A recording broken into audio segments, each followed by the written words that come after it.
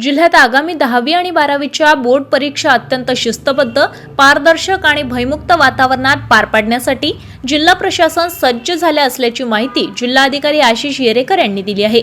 सन 2025-26 शैक्षणिक वर्षातील 12वीची परीक्षा 10 फेब्रुवारीपासून तर 10वीची परीक्षा 20 फेब्रुवारीपासून सुरू होत आहे। परीक्षेच्या काळात कॉपीचे प्रकार रोखण्यासाठी आणि कायदा व सुव्यवस्था राखण्यासाठी विशेष दक्षता समितीची स्थापना करण्यात आली असून तिची पहिली बैठक संपन्न झाली आहे। यावर्षी अमरावती जिल्ह्यातून 10वी साठी 187 केंद्रांवर 28,531 विद्यार्थी तर 12वी साठी 137 केंद्रांवर 39,934 विद्यार्थी परीक्षा देणार आहे। जिल्ह्यातील एकूण केंद्रांपैकी 85% केंद्रांवर सीसीटीव्ही कॅमेऱ्यांची नजर राहणार आहे।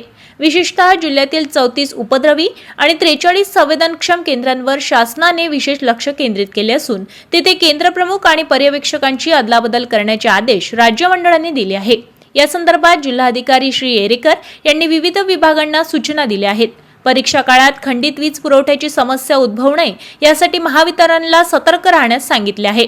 विद्यार्थ्यांना वेळेवर केंद्रावर पोहोचता यावे यासाठी परिवहन मंडळाने जादा बसचे नियोजन करण्याचे निर्देश देण्यात आले आहे। प्रत्येक परीक्षा केंद्रांवर पोलिसांचा चोख बंदोबस्त असणार असून महसूल विभागाची विशेष भरारी पथकेही कार्यरत राहतील।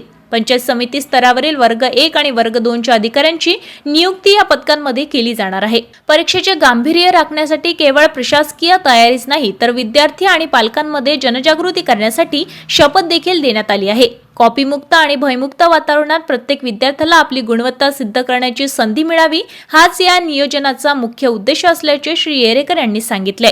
सर्व शिक्षक, संस्थाचालक आणि पालकांनी या परीक्षा यशस्वी करण्यासाठी सहकार्य करावे आणि विद्यार्थ्यांनी कोणत्याही दडपणाशिवाय अभ्यासावर लक्ष केंद्रित करून परीक्षेला सामोरे जावे असे आवाहन जिल्हाधिकारी श्री येरेकर यांनी केले आहे।